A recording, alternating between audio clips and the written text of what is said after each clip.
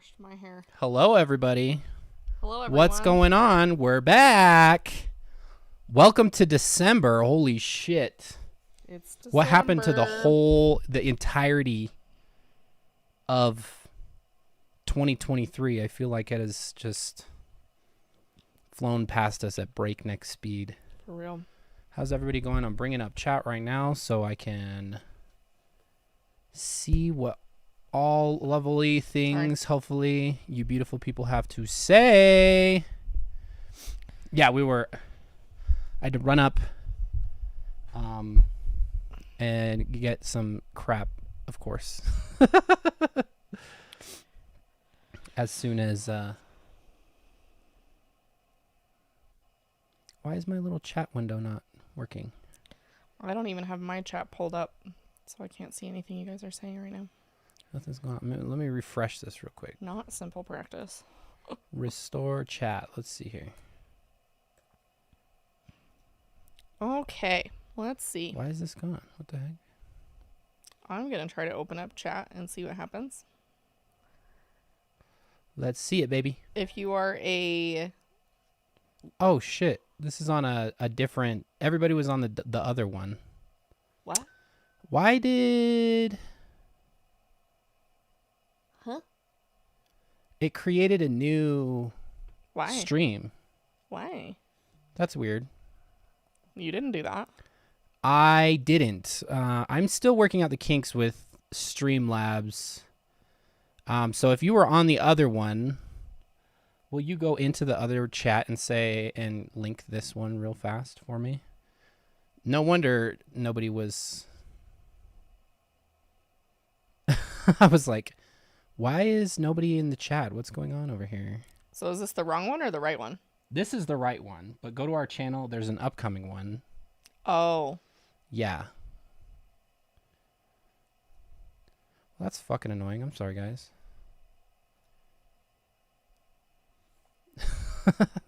Still working out all of the kinks. What's up, Sydney-us? Welcome to whatever tier you subscribe to. Sorry, I'm trying to get this to pop out so I can see what you guys are saying. I can only see it in the very small window. Can you delete one of them? Yeah, I can delete it real quick.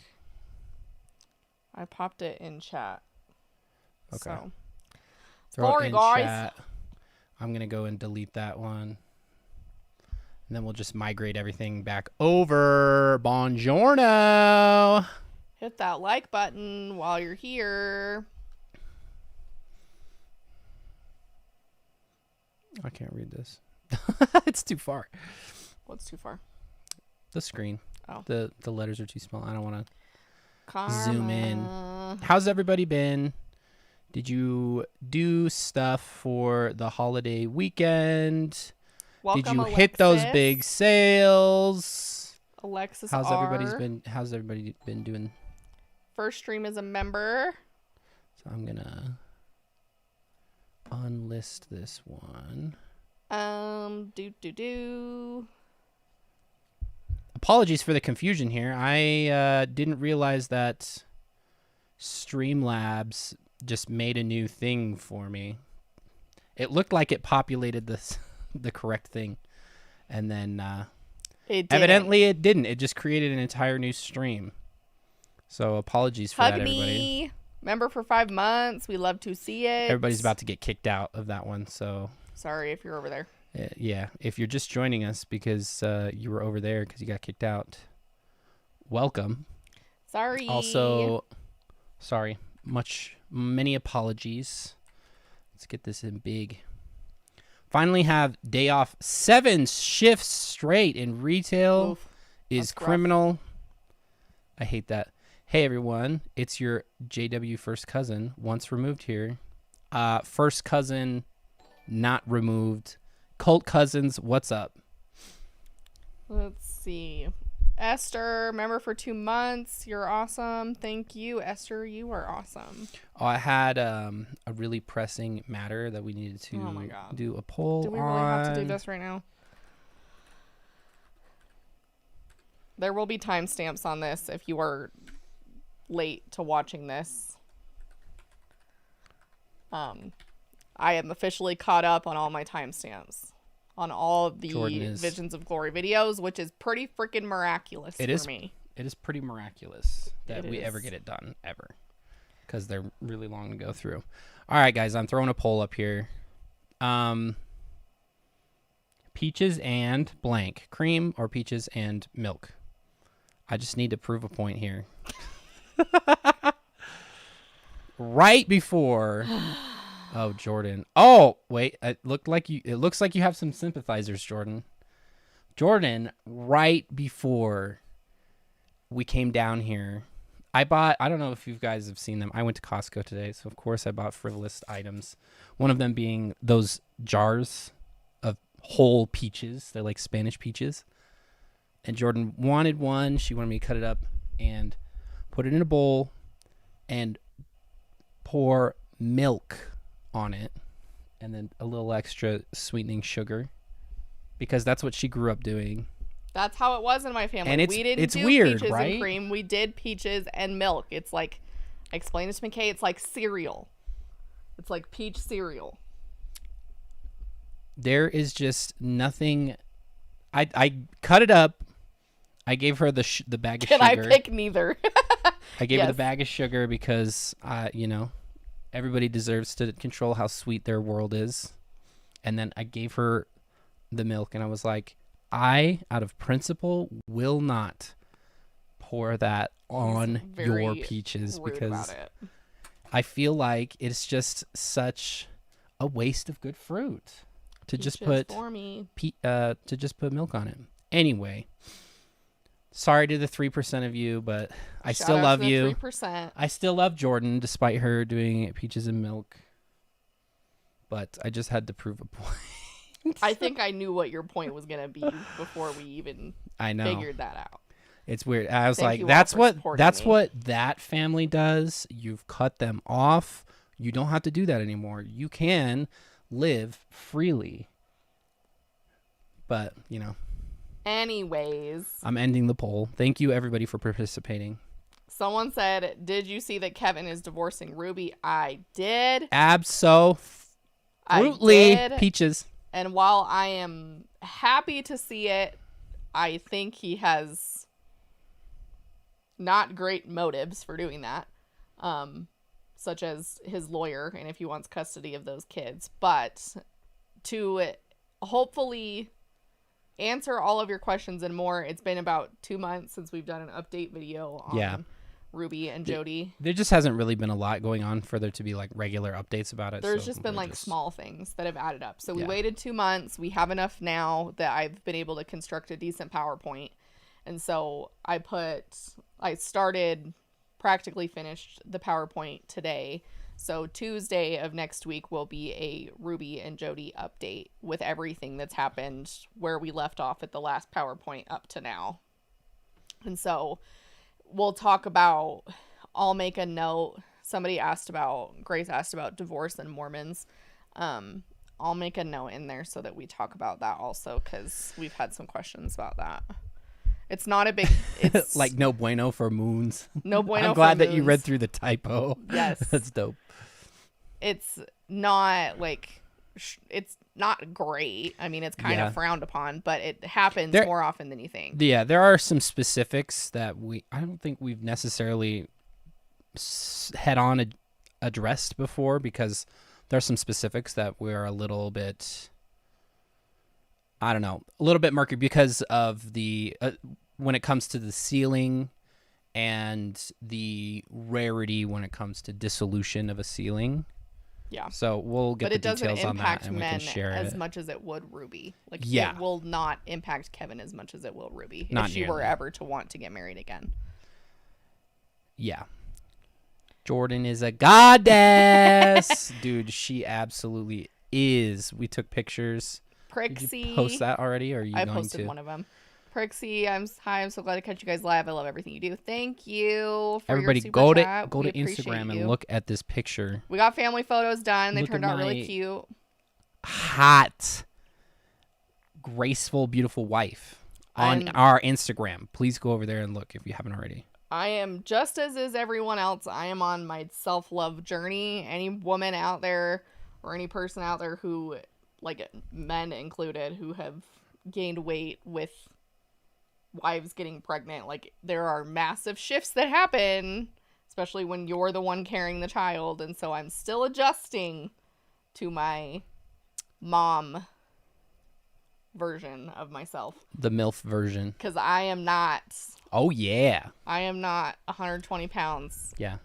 I was real thin my whole life. And then. This is the first time since we were married that we had pictures taken of just the two of us. It's true. So. It's true. So this is your permission to do the scary things, even though they seem scary. Yep. Shout out to Prixie with the super chat. I'm so glad to catch you guys live. I love everything you do.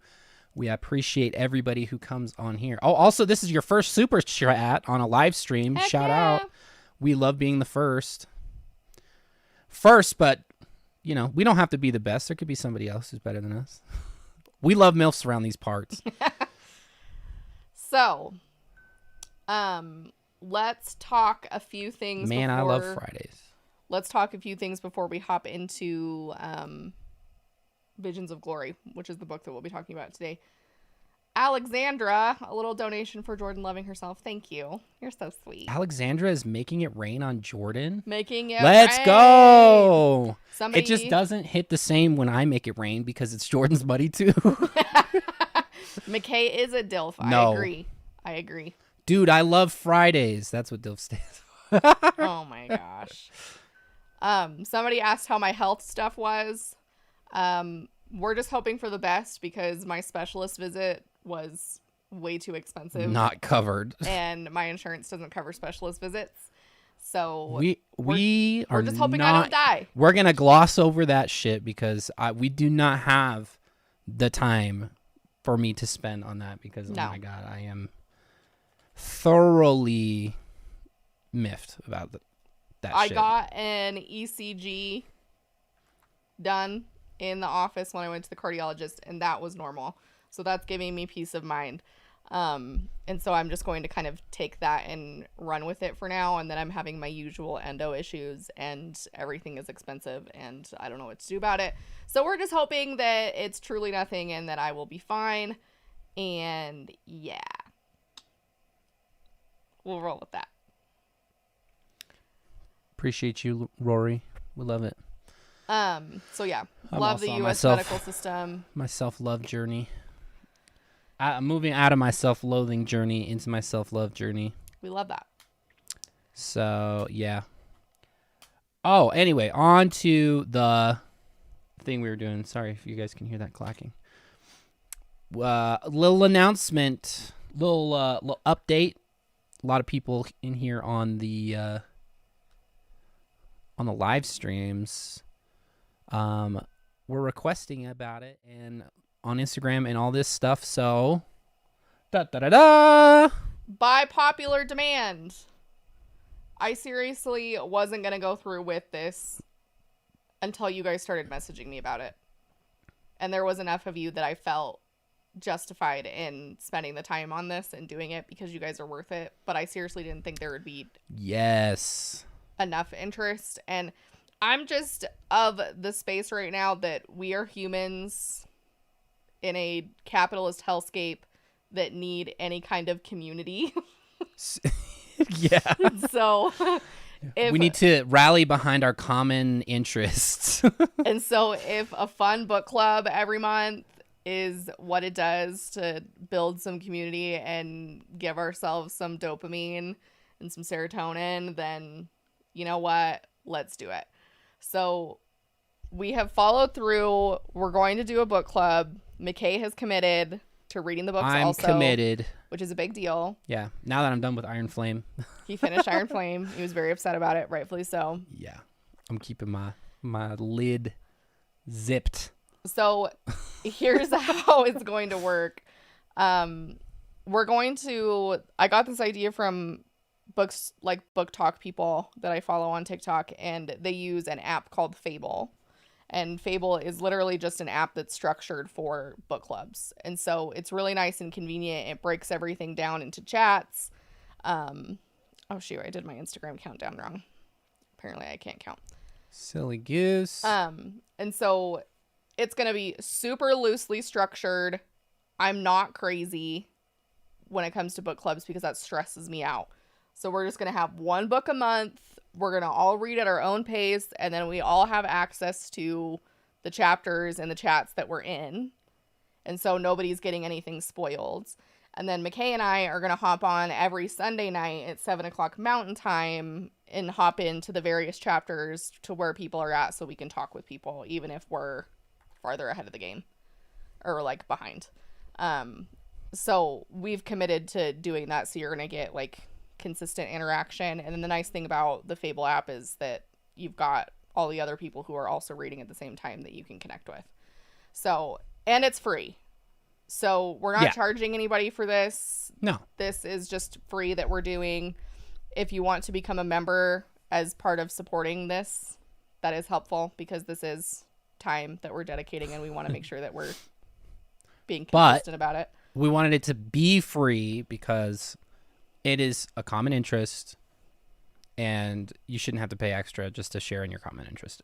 Exactly. In my opinion.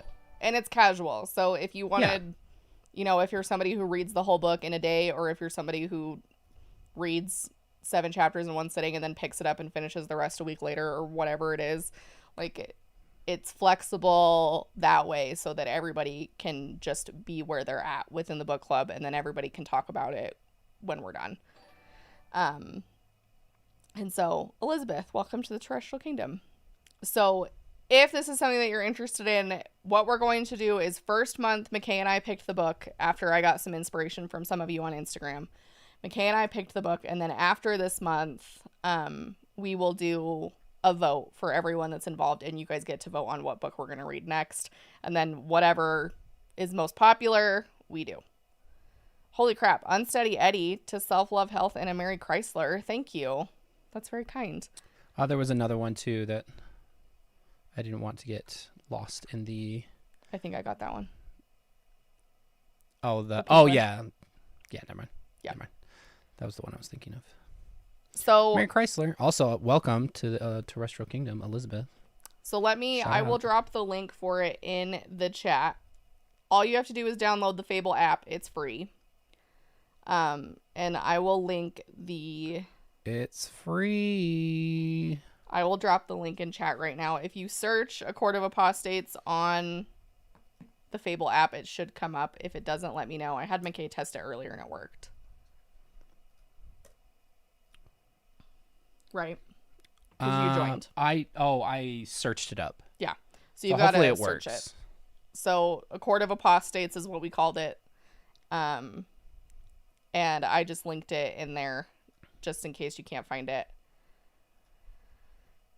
So, that is kind of the gist with the book club. Again, it's super casual. It's just chill vibes. A Dawn of Onyx has really good reviews. I've been hearing really good things about it. It's considered an indie book. And so I like supporting indie authors who aren't picked up by massive publishers who get them all the traction that they need. And so being able to support authors in this way, I really like doing. And so Kate Golden is a newer author. This is her first book. So if you are interested, it is all available to you. I will link everything in the description. And then I'll drop the link in chat a few times just as a reminder so everyone has it. But yeah, so that's kind of where we'll start. And then if we need to make adjustments or people have feedback or whatever it is, then we can change it. But other than that, I feel like a teacher right now, but any questions? Any questions, direct them to us at any time. Now would be a great time, though. And so this will be our book from today, December 1st to December 30th or 31st, whatever. I can't remember. And then at the end of December, we'll vote on the book for next month. A Court of Grids and Garmies. Okay, that's funny. A Court of Grids and Garmies. Also, nice to see Tim in here, even though Tim Nelia starting a new job. Thank you. doing a gritty and some garmies. So yes, if you'd like to be Gwitty a part and of Yogamis. this, we'd love to have you. We're excited about it. You know I'm a big reader, so we're here to vibe. MB with the super sticker. Thank you. MB, thank you. Carolyn Boyd, we love your comment. A quart of grids and garmies. I'm gonna like lock that into my brain. Let's see. Did I miss any questions? Pass me that Coca-Cola. I will add the link to it. It's already in our Instagram bio. If you find us on Instagram, I've linked the Amazon book on there also. It's linked to our like affiliate store if you want to order it through us. It's 25% off on Amazon right now. And then I'm pretty sure it's also on Kindle Unlimited if you're a Kindle girly. I'm pretty sure. Shout out to the Kindle girlies. Yeah. And then it's also on Audible. That was like my qualifier is I know you guys, a lot of you are audio book readers like McKay. So I wanted to make sure that it was on Audible. So this is one that you can listen to on Audible. Alexandra, welcome to Outer Darkness. Bless your heart. All right. I'm not seeing any other questions. But yeah, all you got to do is join the app. I'll pick up probably reading a chapter or two tonight. Former Mormon mayonnaise. Let's go. Welcome. You've found your people We among love it. the fellow former Mormons. Audio. So yeah, if you have questions, DM me on Instagram. It's not on Kindle Unlimited, but it's $10.99. Okay. I couldn't remember. I had to look at a few different ones to make sure it was on Audible. So it's on Amazon. You can find it at indie bookstores. Oh, Tim it's a fluke. He's going to be back at nights next week. Oh, boo. No. So yeah, there is an audiobook that you can listen to. Any other questiones? Preguntas. I don't like preguntas. Jordan. Questiones. That would be matters. Any other matters to discuss? So I guess you could. I mean, I guess that still works too. Yay! I think we've got everybody on board. I'm bored. Just kidding. I think that's everything as far as that goes. If you have questions, DM me on Instagram. But I hope to start seeing you guys hop on Fable so we can chat. We love Fable. This is the first time I used it. I really like it. Victoria gifted 5 memberships. Thank you, Victoria. And look at Sunny. Look at that. Sunny, What happened to my? we love you. You've been around for a long time. Sheesh. Got Welcome Sage to all and this Sage. Travis. This is the second time that Sage has been gifted membership. Lucia, Lady H. Lucia. Jordan, Maui, Lucia. Lucia maybe. was talking about Argentina's fucking demon libertarian president that just got elected. I was like, yep. Yes, and if December is a chaotic month for you because of the holidays and you feel like you can't fit it in, Sunny with the 14. totally okay. Like, pick it up Yes. when you're ready. We'll be around in January to pick another one. Yeah, So, or if you know, at one point you're like, fuck everyone, I'm going to go and hit the books for a minute. Yeah. You just do it all in one shot and then, whatever. And no judgment if you aren't able to get around to it. Like, I go through periods of time in my life where I either read nothing for like a year or I read like 50 books in like 3 months. So Which is no in between. this year. I'm not in grad Interestingly school enough. anymore. Yay! Yay! So it's all fair game. I have my love for reading back. Victoria, thank you. We really appreciate that. Oh, is this really the third time, Sage? I remember the one time for sure, so I guess I missed another time. I found out there is a setting that you have to turn on to say accept gifted memberships.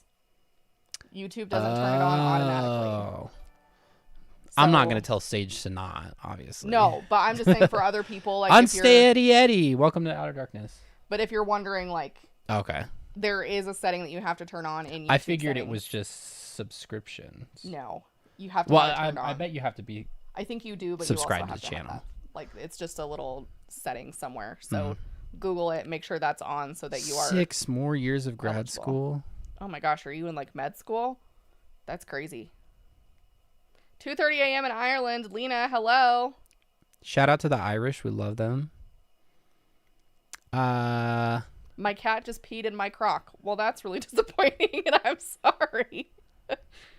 Do Mormons consider do we consider Mormons to be Christians?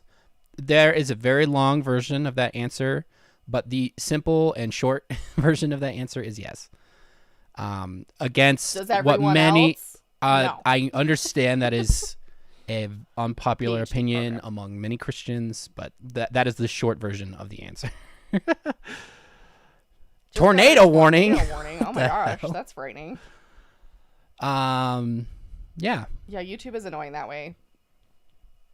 Not that I'm a YouTube hater, but sometimes I am. On God, sometimes it is a little frustrating. In Australia. In Brisbane. Okay, well, let's get on with stuff. We got the PowerPoint. Did you get the Kindle? No, I didn't. I don't even know where it is. We'll go and get it when we need it. I think it's on my bedside table. So we've got part 4 of Visions of Glory, the book that we've been reading. Yay. And so no Christian infighting. no Christian infighting. So we're gonna pick up on the next parts of Visions of Glory, making our way through the book.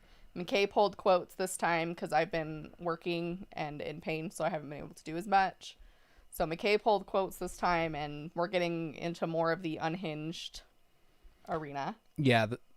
So some of this is going to be quotes that we pulled, and then some of it will be just us just reading it and discussion, because the upcoming parts are more just really detail oriented. So we would end up pulling a lot of really long quotes regardless. Yeah. Because it's now coming into the future. We've done a lot of world building, so to speak, a lot of ideas surrounding the semantics of how everybody's going to act once they pass on, and how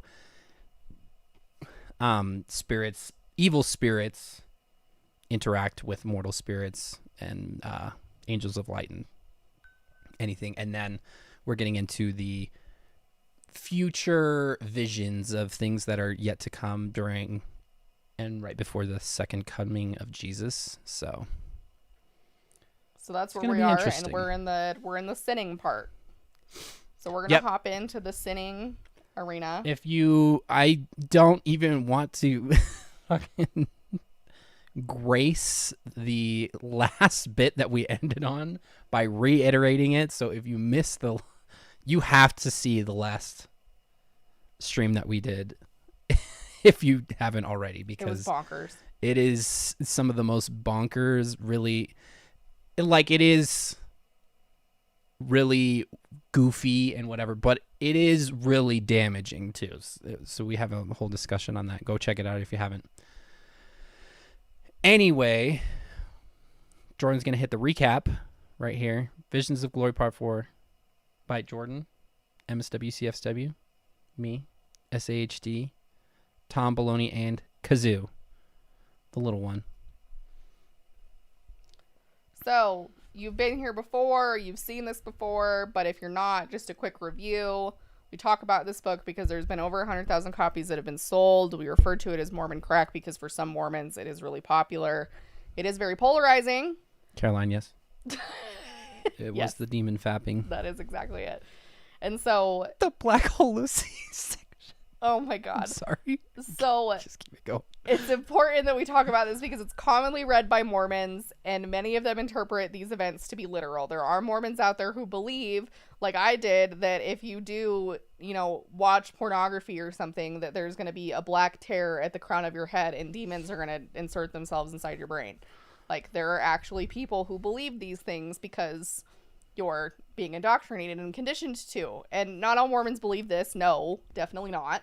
But it's important because some of them are. It is within the margin of error when it comes to interpretation of Mormon theology. So. Indeed.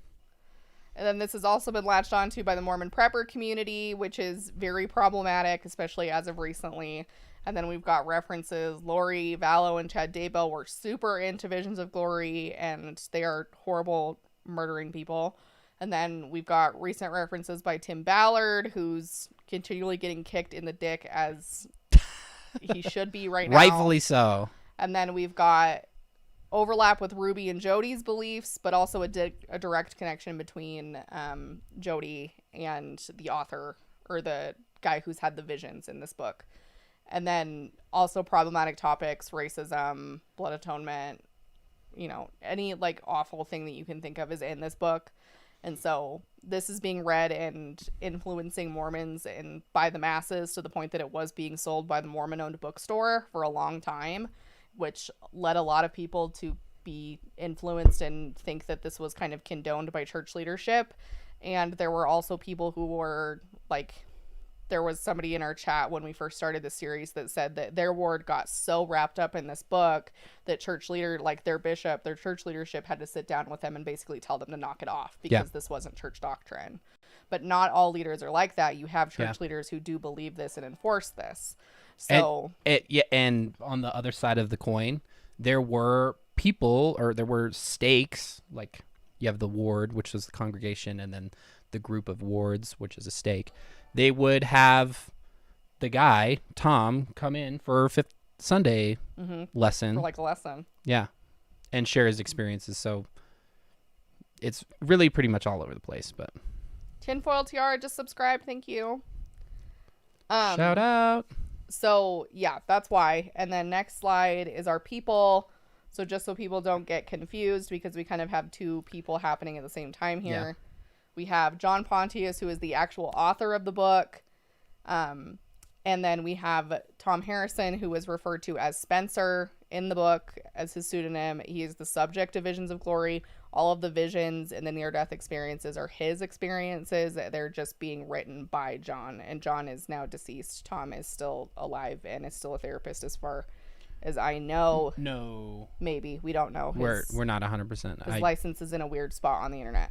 Yeah. And he is a child therapist, and we've talked about why there's some problematic things that he's done within that realm, like just some unethical things, from my therapist opinion. So those are our players. We're mainly talking about Spencer. John's just the one who got the words on paper. Yeah. So if we use Tom and Spencer interchangeably on accident, that will be why. All right, cool. Last chapters recap. So we had the sexual beatdown. So that was interesting, of course. And then we didn't really get to again, this is all a vision. What was the one that spurred, or what was the near-death experience that spurred this one? Was it another surgery? Yeah, it was his, remember, like, the coral jaw. Oh, yeah. We were very incredulous in believing that he had coral in his jaw to replace the bone that's supposed to be there. And he does. Yeah. And allegedly. Yeah, there he goes. So he has this experience again where he dies, and this time he's seeing things that are more explanatory of how things run in the spirit world, which is overlaid onto the physical world. This part we're going to start with, this bar scene is really kind of akin to the other scene that we left off with. It's not really too much different, but I did want to include a couple quotes that I thought were pretty alarming. Do you want to read this one, Joe? Yeah. So who are they talking about in this one? The people in the bar. Like the spirit people in the bar? Yes. Okay. So the ghost people in the bar. It seemed evident that they could not read people's thoughts, but they were masters at judging and reading people's intent. They also listened to the evil spirits and what they were urging. If someone was successfully resisting the evil suggestions, the disembodied would move on. If someone was about to open up, many disembodied spirits converged upon him. The disembodied spirits were waiting for the mortals to be beat down by the evil minions. Oh, dear God. They were working together. The evil spirits wanted to spiritually destroy their target so that they could obtain permanent control over them and cared nothing for the experience of the mortals. The disembodied delighted in the physical sensations of the mortals, but had no desire to dominate, only to prolong the experience. They were not after the thrill, they were after the dominion of the soul. So I wanted to include this because it kind of more detailed explains, and this is kind of an idea I wanted to discuss about Mormonism on the whole, is there's this idea that there are evil spirits and there are disembodied spirits. I think I go more into this. Okay, yeah, I pulled another one. But we'll get to that in a second. The voice of the evil ones had become even more powerful than their own mind. That would be the people that are in the bar. They would do anything their evil controllers said, even while thinking it was their own idea or their own wishes that they were fulfilling. Once these evil spirits had total control, they then desired that the mortals should quickly depart mortality so that their possession became permanent. They thereafter urged them to risky behavior, acts of violence, and even self-harm. Unaliving. This is extremely dangerous theology to be suggesting to anybody that if you are sinning enough that it will cause you to want you to take your own life, or that people who do that and die by suicide was because they were giving into the demonic voices that had overcome their thoughts because of their sins. Like, Song of Solace, yes. Absolutely dog shit. In a very short version, this is what Lori Vallow was starting to believe about her kids.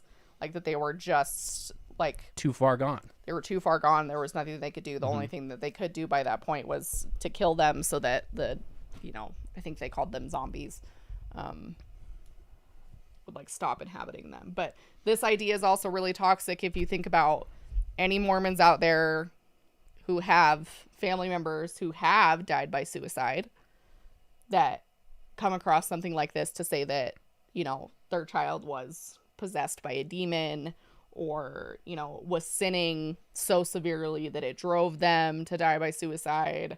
Like, that's really harmful also, just as a, like, not helpful in the grieving process. Yeah, and just kind of insulting.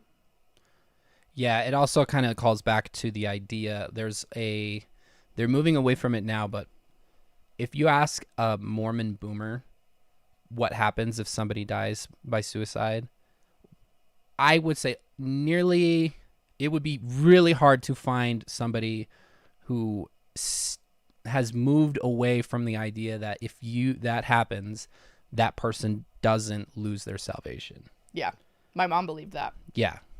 Yeah, and even like Gen X, millennials are now in the age where we're moving away from that idea because the Mormon leadership has been like, oh yeah, people don't like that. That's kind of weird. So I guess we're going to sweep that under the rug and hope it goes right down the memory hole. And this is really hard for anybody coping with something like that because my mom, in not so many words, would tell me that, if you did, and even my grandma believed that if you ended your life, that you would go to hell. And I think that was kind of woven into how I grew up, and a close friend of mine from high school died by suicide, and I was devastated for a long time because I didn't know what to believe in that area. And I'm fortunate that I had enough of my own, like, convictions that I felt like that wasn't accurate and that he wasn't going to go to hell because of that. But it's really common, unfortunately, for older Mormon people to believe that. And, it's really hard for the people in that position. Like when we were first married, our bishop's son died by suicide. Mm-hmm. God, I still remember him coming to church that Sunday afterwards. And how I wasn't there yet, but oh my God. But even like it rattles people because he was my mom, a little bit older than my mom's age. And I think in our ward was primarily comprised of older white people. And so there was a lot of, I think it was really a reckoning for the ward that I was in at the time because they really had a hard time. Like, it's the bishop's kid. like the bishop's kid did it. Now the bishop's kid's gonna go to hell? Like, that just doesn't seem right. Like, he was a good kid. There wasn't anything, and, so I think it was a reckoning for a lot of them, but this is kind of shifted a little bit because they did that website. Do you remember? They did, like, I can't remember which apostle it was, but one of them talked very vaguely. I feel like it was Christofferson. It was. And it was like they're not going to hell, but, like, it's also not okay. They're, like, towing the line of, like, not wanting to condone the behavior. And so that has shifted. I think younger, like, Gen Z Mormons probably don't believe that. Yeah. Well, and ultimately the reason for the shift is not because they know that God is so great and whatever. Yeah. Ultimately, the reason is because for a lot of people, especially with the ever increasing dangerous situation with mental health in the world that we live in, it is a shelf breaker for people. Yeah.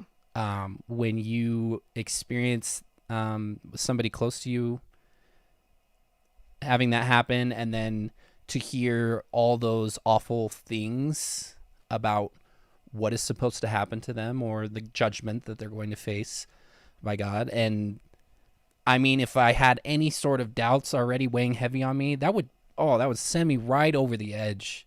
If I learned that, I'd be like, dude, what even is the point? And it's not of going to church or believing in this God, because obviously he doesn't care. Well, and it's not just, we don't say it to, bang on boomers, but the idea is not only, like, what the church's rhetoric around suicide at the time, but then we also have the general, like, mental health stigma attached to suicide, like, to the time frame that the boomers were living in, like, where suicide was highly, highly stigmatized, like when my grandma was young. Like, it was a very different time, not just in Mormonism, but in society in general. And so when you lop those two things together, like, that's something that I think Mormonism really latched onto. And I think there are Mormons out there, regardless of age or status or depth within Mormonism, that never believed that people who die by suicide go to hell. Yeah. There are definitely plenty of those people, but unfortunately there's lots of older generation Mormons who that was just kind of black and white pounded into their heads. Like, this is what it is. And there's a lot of shame attached to that. Yeah. Because imagine being a parent and losing a child to that, and then having to deal with the stigma of everyone thinking, and even potentially myself thinking, that that's... Yeah. Or even somebody in Sunday school teaching a lesson and saying that kind of stuff. Oh, totally. Like, yeah. As if it were true. Because, I mean, if you are really about your Mormon theology, it would be really goofy of you to assume what God's judgments are going to be for anybody's actions. Indeed. But, So they've taken a different stance in recent years, and it's much less black and white than it used to be. It's one of those areas within Mormonism that's very, like, in the middle. Like, everybody kind of has their own opinion, and it's not really talked about as often. It's talked about more with the youth. I feel like it's being addressed more often because we're seeing it more with youth. But yeah, so this kind of idea is just dangerous. And people, like, my mom's not a boomer, but my mom subscribes to these beliefs pretty intensely. Yeah. Yeah, and especially in Utah, where it is an epidemic in Utah, where and it's really aggravated by the theology. So a lot of these kids are seeing their friends go, and then they hear this shit at church, and they're like, yeah, not for me. Have a nice life. So hate that.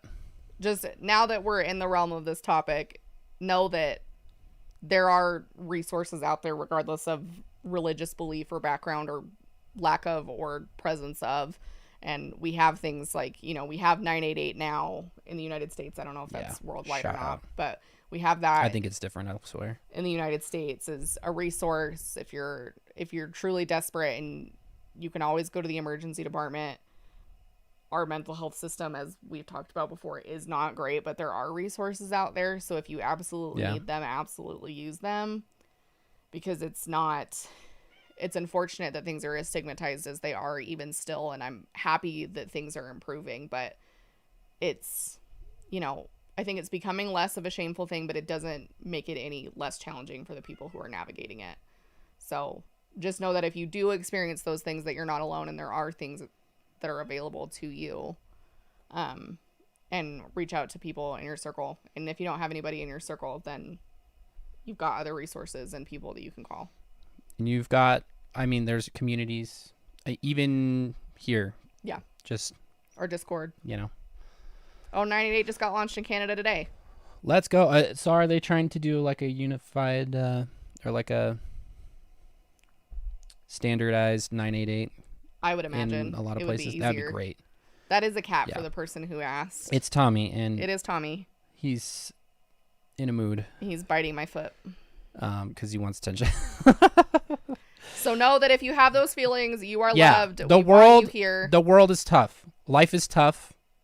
Tom loves you. Yeah, there are people who completely understand you. Okay, anyway. Yeah, do you agree with that? Yeah, okay. Tom agrees with that. Yeah, okay, buddy. You sleep for a living, so don't tell me about your problems. Don't talk to me, bro. I don't want to hear it. Oh, he's probably here he comes. Oh god. Don't step on the keyboard. Put him back on. I guess people don't see Tom very often. Let's put hold on. Let's put it back to full screen real quick. We'll give you guys a little. All right, Tommy. Tell the people what you have to say. Ooh.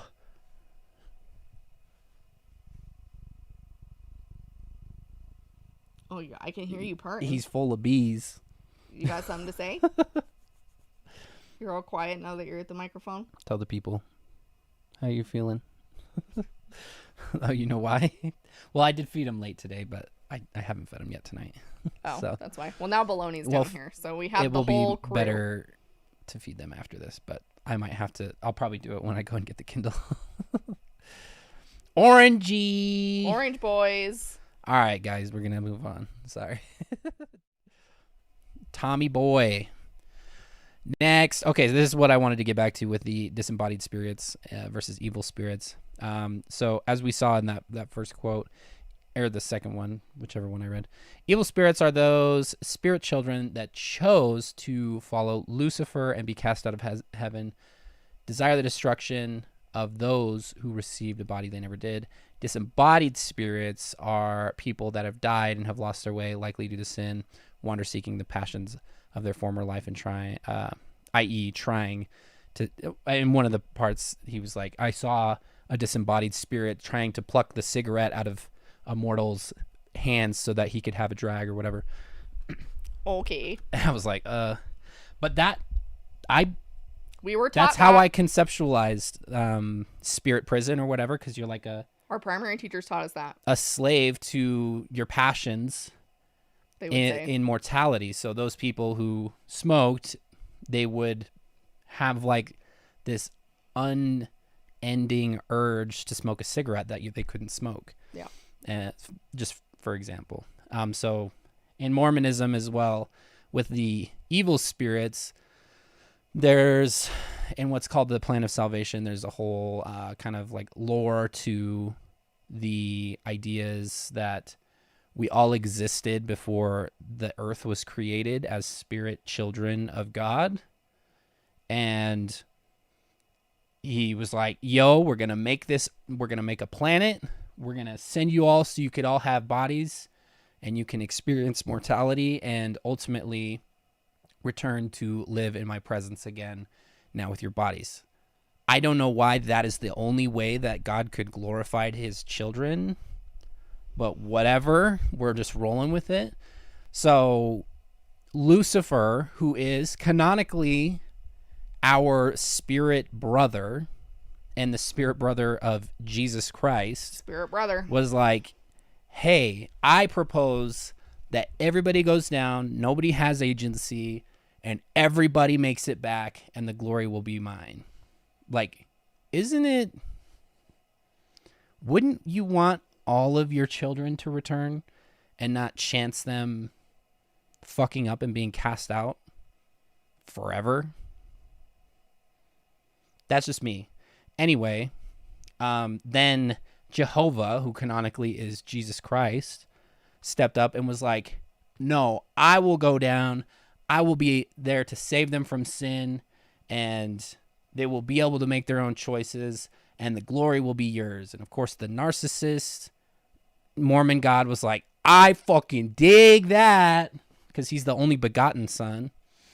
And so there was a war among all of us spirit children, and Lucifer convinced a third of all the spirits that would have ever been born to follow him, and they were all cast out from the presence of God, and they were not able to receive bodies. So these are those evil spirits that never had the chance to become mortals.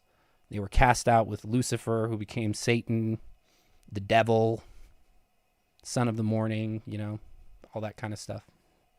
Bringer of light. So important distinction, everybody, just in case we get mixed up in the future. Anyway, after the bar scene, we go to the horse races. We go to the races. I was excited because I've never been to a horse race. If anybody could sound off, yeah, dude, it sounds great. It sounds like I would be just with all my people. If anybody has ever been to a horse race, sound off in the chat, because I was like, this seems a little over the top. Obviously, I have no experience, but it seems a little over the top. So remember, he goes... Gambling is against Mormonism. You can't gamble if you're Mormon. No gambling, no ghost ciggies. Sorry. So he suddenly appears at a horse racetrack, and there's all kinds of excitement that fills the air that is being promoted by, he says, thousands upon thousands of evil spirits. I was like, okay, it's just horses, guys. I'm sure there are tons of people who just go to the horse races because it's something to do. It's something to do. But I digress.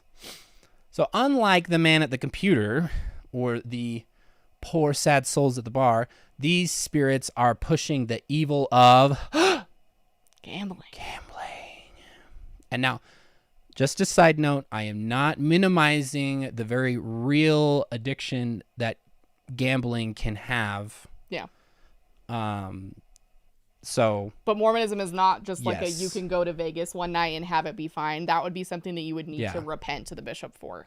Like, it's not like bad if you have a problem. It's bad if you do it at all. It's like alcohol. It's all or nothing. Yeah, it's really, really discouraged because they see all these kinds of things like a slippery slope. Yeah.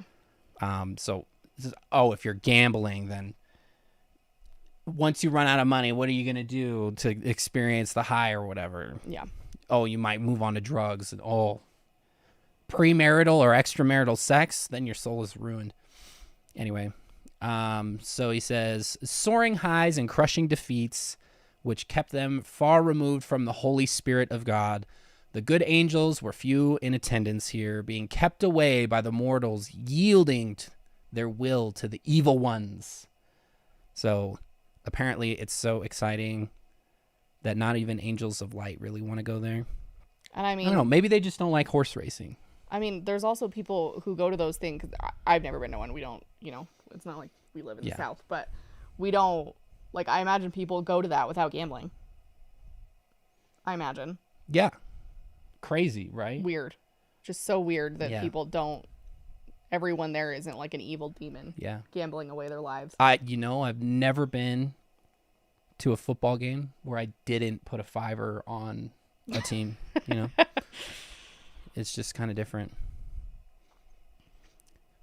On the topic of gambling addiction, I see those DraftKings advertisements, and it is just so goofy that they're advertising their services, and then every time they're like, gambling is a serious addiction. If you need help, call blah blah blah. Well, and it's scary because the ones they advertise it to are the kids. I know, right? Looking at you, get them young. XQC, fucking syndicate back in the day, idiot. Here at the track, there was a greater opportunity for the good angels to intervene, even though they were few and far between. Okay. In the two previous experiences, the people were fully sucked into the evil of the moment. Sucked into. In the case of the first one. Here, some people were praying. Some were praying to win, some to help with their addiction. Some were praying for help to know how to explain their losing so much money to their wife or husband. Even a thought of God, a prayer, a request, an intention to do good, an act of regret or kindness brought the good angels.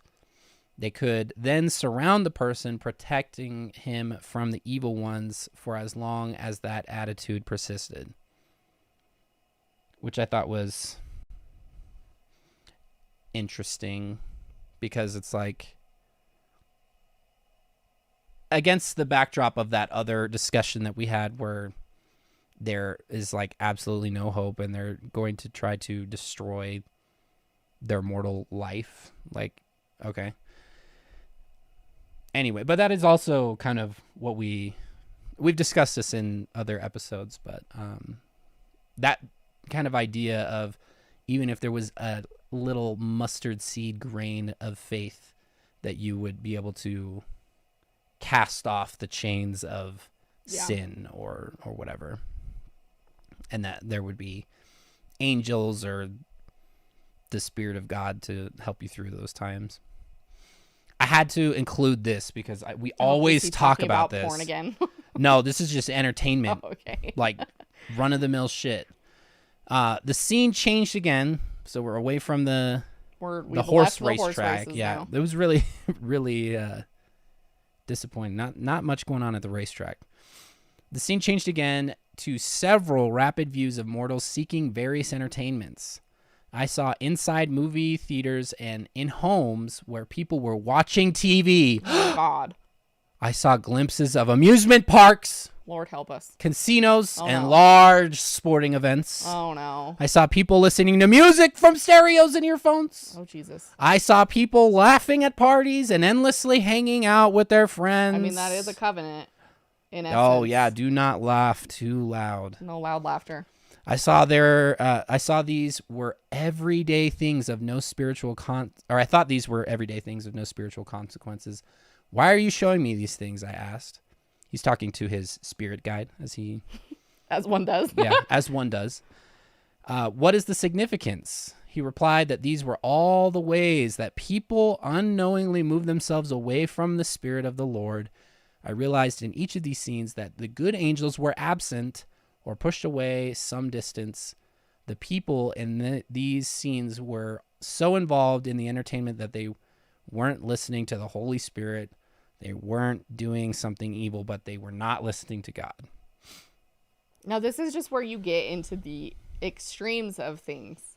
And this isn't all, I mean, this is evangelicals. Yeah, this is not Catholics, unique by any means. This is what they do. Every single thing becomes something, to the point that like you literally can't do anything. And it's like borderline, like some of these evangelicals now that I see, they're like borderline wanting to be Amish, because every single thing is being perceived in this negative way. Like, it's not like you can just watch TV an hour a week. Cindy with the zinger. Did they mention middle schoolers dancing to Flow Rida? Real talk. He did not mention that by name. I wonder if Ruby's read this book. Oh, 100%. I bet she has. 100%. Deep cut. Dude, if fucking Jodi was reading this book, you know that Ruby was. Yeah, that's totally probably fair. assigned it by Jodi. But I mean, this is kind of goes into the idea, we've talked about it before, that the prophet suggested that we don't watch rated R movies. Mm-hmm. Apostles like Jeffrey Holland doubled down and was like, even if you're watching a PG-13 rated movie, they slip some of that really nasty stuff in there. You should be like Joseph in the presence of Potiphar's wife, and you should run out of there.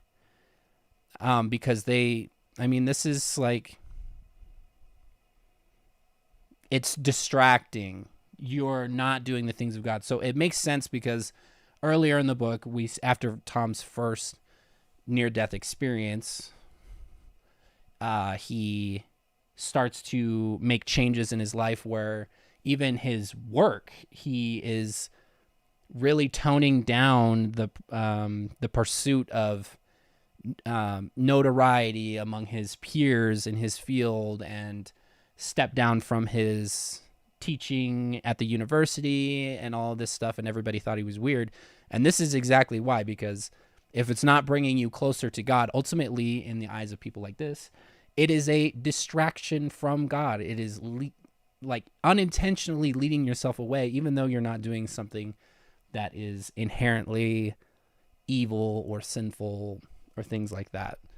So this is the kind of stuff, the information control that these high demand religion groups exert over their membership, the kind of thing that cuts them off from the rest of society and alienates them from people that might have, logical opposing views, for example. But I also find this really funny because it was like when I was a teenager, I was listening to metalcore and deathcore and stuff like that, and it was really off-putting for my parents because, like, you're listening to, my parents are generally normal people. My whole family is all generally normal people. They have normal interests in music, but once you start going a little beyond the pale, and I'm sure they were worried about me for that. Your mom called it reason. Satan music. Yeah. So. everybody in my family does. And I was like, dude, this is like not even. Which, I mean, on satanic. A funny note, it's funny because that's like funny. Totally how I would perceive it as like a religious person, because it sounds like mortifying. Absolutely.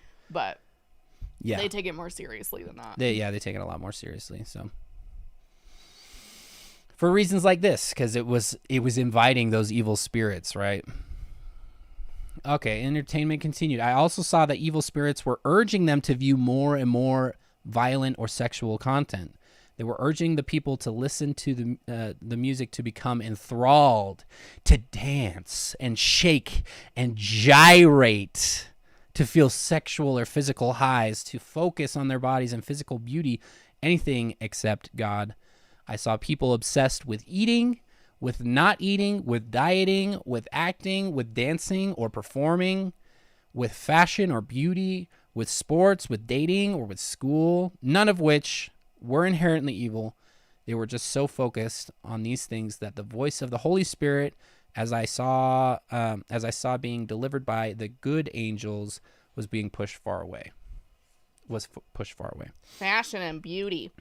Yeah. Which is hilarious because Mormonism and like self-image and attraction go hand in hand. I just saw a video of Spencer would have a fit over twerking. I just saw a video the other day of bro would have a fucking of Russell of the Prophet talking about how like one of the keys to being happy in life is attraction, self-attraction, like making yourself attractive. Oh, that was something that he said, like words out of his mouth, and it's not uncommon. I can't remember which one of them said it. They're all ugly old white men and they blend together in my head, but one of them was put lipstick on. Oh, it's Ballard. And then I saw today, I saw a post in one of my Facebook groups where a woman was talking about how when she was younger in her ward, when she was newly married, her bishop said that, or one of the church leaders said that you have to get ready when your man comes home. Like if you're a stay-at-home mom or a stay-at-home wife or whatever, like you need to get ready and put makeup on. And he said sexy jeans. He said you need to put your sexy jeans on when your man comes home from work. And he said the reason for that is my wife's done that for like 20 plus years or something, and I've never stepped out on her. And so she internalized that as like, I have to do that so my husband doesn't step out on me. And I'm like, and then there were all these women in the comments that were like, oh yeah, I was told similar things. I was told something. I'm like, this is so bad. And I internalized stuff like that from my mom because my mom was like that. But it's like, that's a common thing. Yeah. Like Mormonism is so image focused. That is such a crazy thing to brag about. Like, right? Buddy. I haven't cheated on my wife. Yeah, if my wife didn't fuck me one time, I would cheat on her. Just gonna say it. If she's not wearing her sexy jeans when I Yeah. come home from work, God forbid. If she's not wearing those sexy jeans when I come home, I'm hopping on Tinder, baby. I'm going to make you watch me do it, too. Somebody said that they had a church leader tell them that they shouldn't pray unless they have makeup on because they should be presenting their best selves to God. Bro, say psych. I was like, that is ridiculous. Yeah. Ridiculous. God. Is that what God was expecting Mary to do so he could come and impregnate her? Tell me, explain to me, what the fuck is that? If I'm at home and I don't have to be on telehealth, I dress like Adam Sandler all the time. All the time. All the time. I wear McKay's clothes. All the time. So like by get those no clothes. rules, by those rules, I'm like so done. I'm actually wearing all my clothes today, which is like pretty impressive. It is, yeah. But it's I had to check. I thought you had my pants on. No. But this is why, you know, Utah's like the #1 plastic surgery centric place, and that's why there's, you know, diesel jeans. That's why there's beauty lab and laser everywhere, right? Shout out Heather from Real Housewives. But that's why, because it has to, all these women are indoctrinated with this idea that the way that they look isn't good enough, and they have to do something about it in order to maintain their husband's wandering eyes. Yeah. But real talk, I think the sexy jeans are Jinko jeans. So I could see diesel. So there's that. Apple bottom. Apple bottom. That's the only way to go. Probably. Okie dokie. Back into it. We've only got a couple more slides before we're gonna whip out the Kindle. Oh, there was a bit here. I think I had you. Hold on, let me pull up my notes because there was a part that I had highlighted because it sounded really metal. Let me make sure I get the emphasis. I can't remember what it was. Yeah, what are the men doing to maintain their wives? Like, literally nothing. Yeah. You already know they're not going downtown. Okay, I don't think it was in this one. I thought I got everything.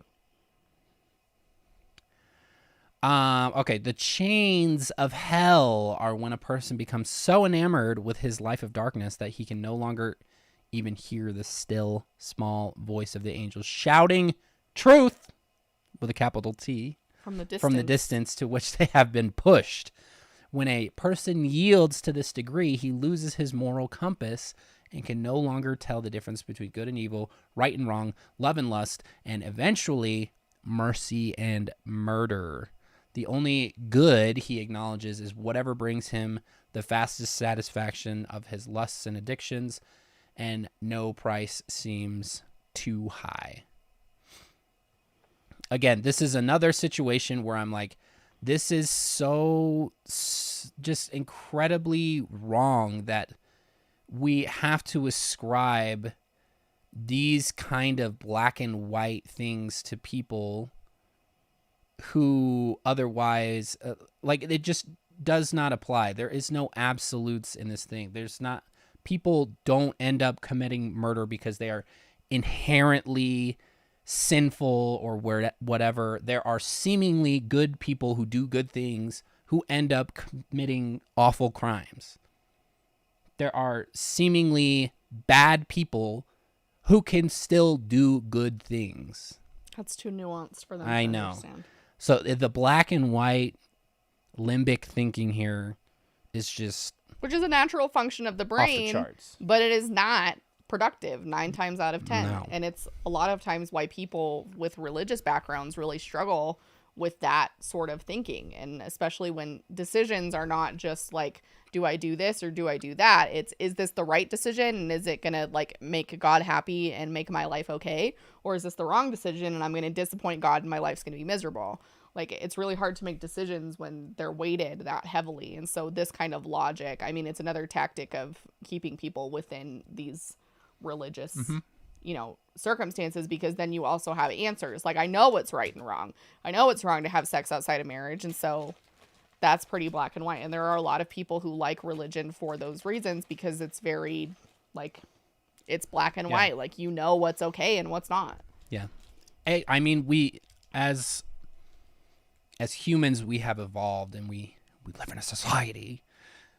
And it's like it calls back to that primal function of our brains where decisions most of the time on the day-to-day basis were life or death, survival or extinction. And we no longer live in that kind of world anymore. The world is no longer so black and white. There's so much more gray than there has ever been. So it's just not helpful. The A-Team. The A-Team. I don't remember why I called it the A-Team, so we're going to jog my memory right now. So other than, we had the evil and disembodied spirits, the bad disembodied spirits, those who died in sin or whatever. And then on the other side of the coin, there are angels of light that are with us at all times, if you're living right. Most often, he says that there were more of these angels of light and good spirits, good disembodied spirits, when spiritual things were revealed to him.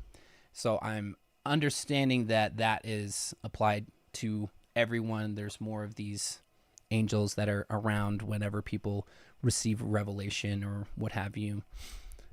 He said usually the ancestors or usually the good angels are ancestors or family members who were near and dear to us or the likes. Sometimes there were more powerful angels of light sent by Jesus himself to bless in times of great need, like when Tom was dying because of reaction to the contrast that totally happened and he totally died in the hospital, totally tried to sweep it under the rug. And like God, the angels are subject to the laws of heaven and people's agency, which is really funny because he has no agency in any of these situations. He is like all the nasty stuff that he's had to learn has been completely against his will. He does not get to change the trajectory of his visions or anything like that. No. So I think that's really hilarious that he says that. And then there are the laws of heaven. There are, I don't know if we've ever even really talked about this, but there's ideas that there are unchangeable laws that govern God and previous gods above him that can't be changed. I remember talking about that because that is a lot behind the idea that God had to physically impregnate Mary in order for Jesus to be conceived, because creation is only through that way, which also begs the question, does that mean that spirit children are conceived in the same way that anyway, it's just really, this really is a fantasy world that Tom is living in. Mm-hmm. Real talk. And then some angels have greater ability because of their diligence and faith. Others are learning those gifts, which is really consistent with the ideas that you can progress to become like God in Mormonism, a belief that is now being actively swept under the rug. So shout out. Do you want to read this one? Yeah. I'm trying to eat a haichu. Okay, so looking at this phenomenon from a parent's perspective, it gives us the ability to bless our children and grandchildren after we leave mortality. These spiritual gifts and strengths become the heritage of our grandchildren because when they choose the light, we are there waiting anxiously to pour out the gifts we ourselves obtained in mortality upon them. This is also the reason that drunkenness, abuse, crime, warmongering, and other dark traits that may corrupt political power run in families. Oh, this is getting conspiracy. Yeah. These dark tendencies are passed down through the ages. When our ancestors find themselves in the next life as unhappy spirit beings who are still addicted, pain-racked, miserable souls, they seek to make others miserable like themselves. When their children and grandchildren follow their example, then the dark gifts are passed down through the generations. This may explain why some families have been royalty for hundreds of years, or wealthy and oppressive from the beginning of time, or any other dark familial trait. It may also explain why prophets and apostles tend to be related and greatness runs in families. Oh, brother. Tom, I think the last bit there is, I'm almost certain there's a word for it. Probably nepotism. I was going to say, that's not coincidence. If I had to take a shot in the dark, it's probably nepotism. So that doesn't happen by that's chance, really cute. sir. But then there are this weird little bit of like the dark traits get passed down, the corrupt political powers and the negative traits get passed down through the generations. It's giving conspiracy. It's giving conspiracy. It's giving I'm a Mormon, but I also believe that evil Jews run the world and they run the media and they're trying to destroy. And the Clintons are truly aliens who suck baby blood, and you know, that's what this is giving. Yeah, there's a lot of weird conclusions that can be drawn from these ideas, and almost all of them end up being anti-Semitic, especially because you think, oh, the Jews were the people who wanted to crucify Jesus. They have to be evil in order to do that. They wanted to kill the Messiah, the Savior, and generation after generation, those evil traits got passed down through those people, and they are now probably doing evil stuff to prevent the second coming happen. I mean, it's just by the time we finish this book, when we start getting to when he predicts the future, you guys will believe that he is like deep into QAnon. Like, if that wasn't a thing that he had already explored by that point, he's in it now. Yeah. And that's the thing with this, is there is so much text to be read between the lines that you can just make up out of thin air, because all of this is just made up. Yeah. So you can you can form this into whatever you want it to be if you have bought into it. Light, dark, and earth. So the earth was created perfect, according to Tom, and according to Mormons, too. Creations, functions, distance from the sun, placement in the universe were all perfect, which is already funny to me because it is like a gross misunderstanding of how the solar system works, for one, and also how the universe works, for two, because, for one, our orbit varies by a couple million miles from the sun. So whenever people are like, oh, if we were a half inch further away, we would freeze, and if we were an inch closer, we would all burn to death, is just really goofy. But I digress. And that's then science. You're placement in the universe. We have, when you think about us sitting here, I mean, relative to the Earth spinning, we could be here one time every day. When you think about the revolutions of the Earth, we could be here in this exact place in the solar system one time per year. But when you look at how the universe works, you have literally never, ever been in the same place twice, and you never will be.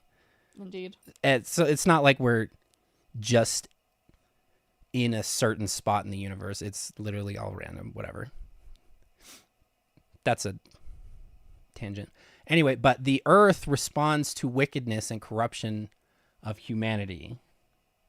So this kind of comes back around to the idea that everything has spirits. Anything that is natural is spiritual, and it's innately imbued with its own personality, and this is why everything easily danced into, racism. Yeah. And can easily dance into anti-Semitism here with that logic.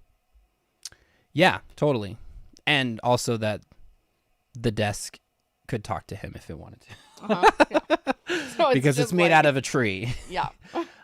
So this particular quote was really interesting. This isn't to say that the earthquake or flood is aimed like a missile at the evil when there are great calamities that come to pass, like the flood of Noah's time, or that the places where disasters happen needed cleansing most. Which, did you read about Sodom and Gomorrah, buddy? I think it was specifically Sodom and Gomorrah that needed cleansing, and those were the only things that got destroyed. So, plot hole. the whole, oh, this was the part that I thought was so metal. The whole of humanity suffers when darkness reigns. Enoch saw the earth weep because it was overwhelmed and covered by evil in Enoch's day. It wanted to rid itself of evil and rest in the millennial day. If it was tired and sick in Enoch's day, imagine how weary it is today. Oh, brother. Like, okay, dude. It's so funny, too, because they think a lot of people kind of believe that antiquity was not, it couldn't possibly be as evil as we have become because we have evolved so much. So our sins have become more complex somehow, and evil is just more advanced than it has ever been for some reason. So it's always so funny to me when they bring that up. Like, buddy, we literally have never had fire and brimstone fall from the sky and destroy an entire city of people, or cast a woman to a pillar of salt because she looked back at what was happening there. I feel like we're probably better off because those things don't happen today, right? I mean, maybe he doesn't think so. I mean, whatever. But that is more in relation to what is going to come up with these kinds of things. So, Flight Across America, we're going to grab the Kindle and just read some of the stuff because it is more in depth than things. It's just easier to not have to pull the quotes and whatever. I understand that we won't have it on screen, but anyway, Jordan, take the stage for a second. We'll have a brief intermission. Go grab some snacks. Go pee if you need. And yeah, we'll just get a little bit more. Or do we want to, I don't know. I just realized it's 8:30. Do we want to continue with this, or do we want to goof around for a little bit? Do you have plans of what goofing around looks like? I don't know. There is some things I do want to talk about that were kind of funny. I haven't been reading the chat. Sorry if everybody was saying funny shit. What does everybody think? Should we continue for a little bit, or have we had a nice drink from the fire hose? Snack time, boogie boogie. It's like in the 50s when Elvis was real. We were talking about that last night. Elvis was evil, yeah.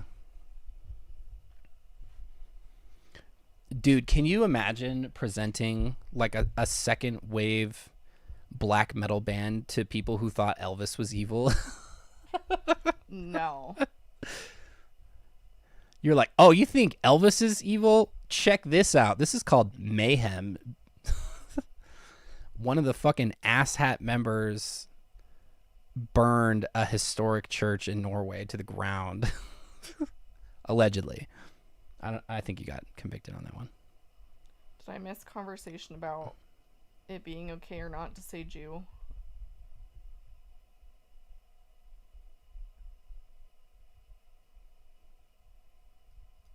Is there somebody in here who thinks that's offensive? To say Jew? Oh yeah. Oh no, sweetie. I love y'all, but it's 1,000,000% okay to say Jew. It's not how most Jewish people self-refer. Anything can be a slur. Jewish people self-refer. Oh, it is. Oh, okay. I was like, what? Just don't use it to stay. Yeah, no. Apparently, I missed some conversation. Yeah, I missed that.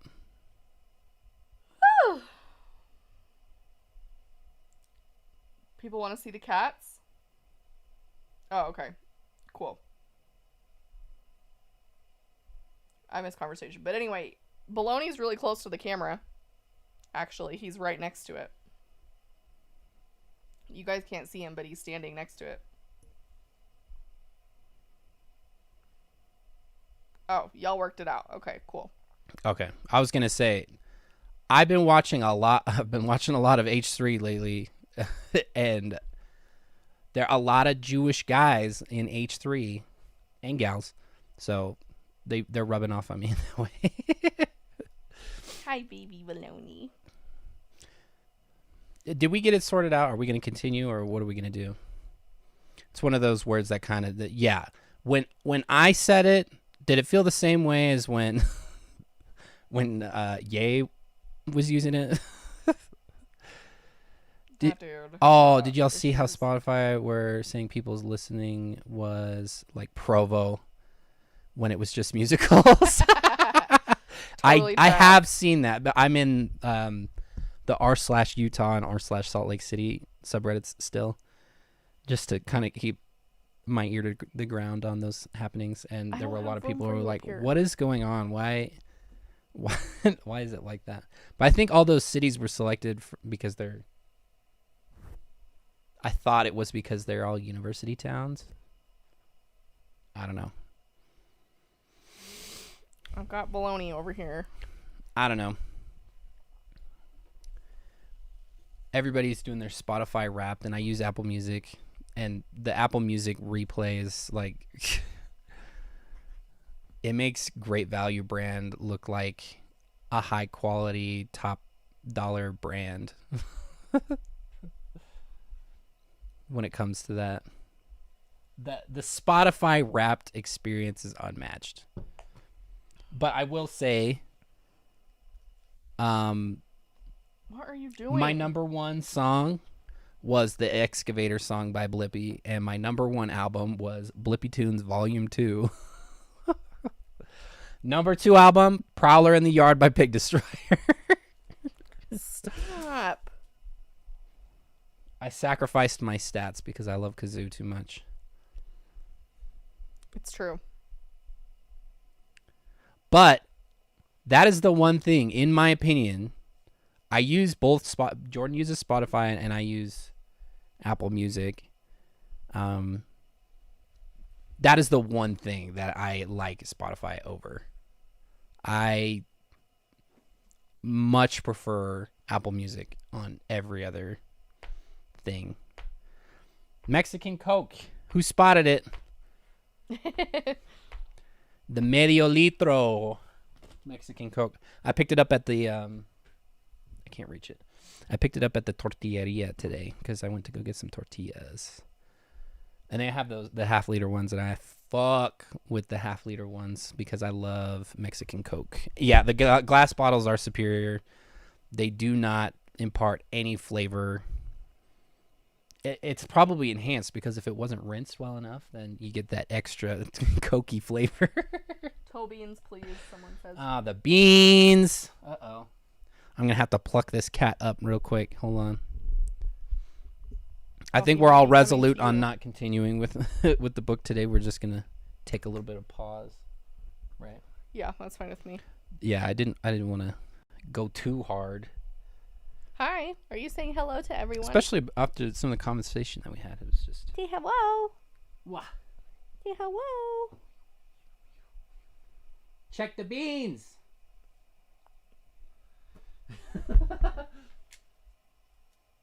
Look at these beans. Uh-oh. What's going on? Aerial attack on Tom.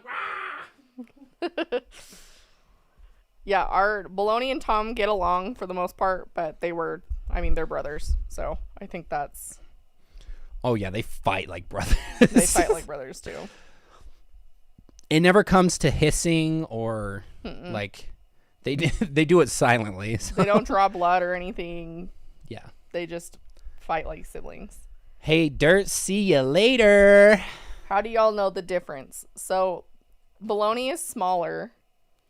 I do not tell by size. It is purely by stripes. It's stripes. Because Baloney has stripes all along his body, and Tom only has stripes on his head and his tail, really. He's an orange cat and without a little stripes. bit on his legs. So, what did we get? We had Miss Feisty paying the piper on the toe beans. So thank you for the super chat. Marianne, don't give $1,000. This is completely free. So we got to get them on Only Beans. Only Beans. Showing off the peats. So cute. Oh, man. I lit a hand towel on fire yesterday while we were cooking. Yeah, you did. I think I kind of made fun of Jen for that, and then it happened to me. So despite my initial hesitation, I convinced my Mormon father-in-law to read Fourth Wing. Oh, shit. I forgot about that. So yeah. I'm feeling proud of myself right now. Yeah, last night he came over because I borrowed a ladder, and he needed it back. I was like, hey, you have to help me put my top Christmas lights on. So we're finally done with Christmas lights. Hallelujah. Got up there in the dark in 20-degree weather, which do not recommend. That was fucking stupid of me, but we did it. And then after that, it was just book club. We did book club. Yeah, we did a little book club, and I'm I gave him the rundown. I told him that there were spicy scenes. I told him that he could look up where they were, and then he could just skip them. We told him where they were because they're not essential to the plot. So it's not like I sent him in unknowingly. But he's loving it so far, and I am feeling very amazing about it because I love it when I recommend people books and then they love them. It's just like fodder for my soul. I know. And so Jordan bullies me into reading them, though. But and do I you do have love any them. regrets? No, I don't have any regrets, but she does use force to get them. Oh, absolutely. Force. OSHA, not OSHA approved on the fucking roof. It was terrifying. I genuinely have not been that nervous in a long time, but it was good. I won't be doing that again. I would not have agreed to that, but I had fallen asleep because I had a headache and our kid had already gone to bed, and so I assumed McKay could be responsible, trusted, unsupervised. No, you can't trust me. But apparently not. Hi, Song of Solace. Welcome back. Welcome back. Yep, we're just chilling now. I asked people on Instagram for two things. I asked for some stuff that you guys want to see next year as McKay and I think about what our content is going to look like next year. And then I also asked people if they would want me to do a book review of the things that I felt were worth reading in video format, so like on YouTube. And I decided I would just have McKay help me film it, and then I would just put it on our channel unlisted. So it's not going to pop up on our channel in a regular way, but you guys can still access it, and you don't have to be a member to watch it. And people on Instagram were wanting it, so I think I'm motivated enough at this point to do it. So yeah, where's the Fable group again? There is a pinned message in the chat if you want to click that link. But it just hosts our book club. It's just a book club app that hosts all the chapter chats and like keeps everything together so that everyone's all together reading and whatnot. More collabs with Fundie Fridays for sure. I think we have one coming up, I think, before the end of the year. We're also I'm still working out the kinks, but we're also going to introduce a new type of stream. There has been interest in it in the past. I don't want to spoil anything, but I have to get things working, and I'm experiencing technical difficulties still. So I want to maybe try and do it for the first time before the year ends, but yeah, I would like to be able to do that, and I think that'll be... I'm excited about it. It should be fun.